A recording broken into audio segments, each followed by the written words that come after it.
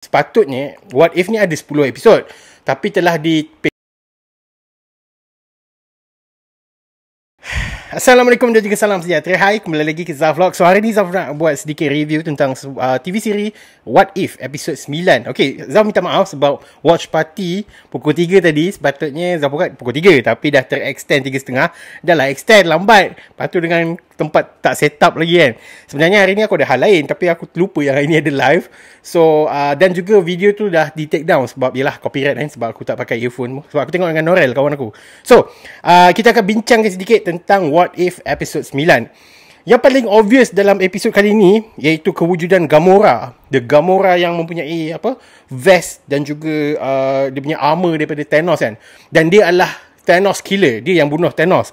So aku pelik lah sebab dan episod kali ni membuatkan aku teringat bahawa ada satu interview dan juga aku difahamkan lah sepatutnya What If ni ada 10 episod, tapi telah dipendekkan jadi 9 dan dia telah teruskan untuk season 2.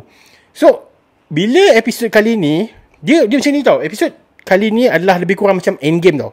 Episod 8 yang kita tengok sebelum ni macam Infinity War, dan dia tergantung, tiba-tiba dia habiskan dekat Endgame. Dan for me, honestly, I love this episode. It was overwhelming. Dia ada 5/5 Infinity Stars. Cuma kalau nak di-comparekan episod 8 dengan episod 9 ni, dia kurang sikit je. Aku tak tahu kenapa. Mungkin sebab kita lost salah satu sebab dia lah. Salah satu sebab kenapa dia kurang sikit je, sebab kita tak tahu backstory Gamora, Thanos punya killer tu. Aku tak tahu, aku rasa macam tak jumpa. Aku tak tahulah, aku terskip satu episod ke apa. Tak, sebab kita sendiri buat watch party kan, daripada episod 1 sampai episod 8. So kita tak tahu mana datang Gamora ni kan. Dan sebab cerita episod yang ke-9 ni pula adalah The Watcher. Okay, kalau korang ingat episod ke-8 tergantung kan. The Watcher telah kalah di tangan Ultron, dan dia telah berjumpa dengan Doctor Strange Supreme. Menyebut sepah-sepah nak menyebut kan. So dia telah berjumpa dengan Doctor Strange Supreme untuk kira nak minta tolong dia. So bila minta tolong dia, dia telah memberikan satu idea untuk menggabungkan the selected ones daripada pelbagai multiverse untuk digabungkan untuk mengalahkan this Ultron. So the recruitment of each and every members of this Guardians of the Multiverse was good. Okay, setiap karakter tu ada muncul dalam setiap episod di dalam What If. So segala persoalan kita selama ni tentang kewujudan, mengapa What If ini dijadikan antologi dan sebagainya, so dia berkait kepada ending episod ni. It was such a relief kita dapat melihat pelbagai banyak karakter-karakter yang sebelum ni, contohnya macam Captain Carter, Eric Killmonger, T'Challa, Guardians of the Galaxy. So it was kind of like an Avengers movie for multiverse. Macam tu lah bagi aku. Cuma itulah dia punya excitement dia apabila kau dah telah build kau punya Ultron tu hype gila babi pada episod ke-8, dan episod ke-9 dia mati macam tu je.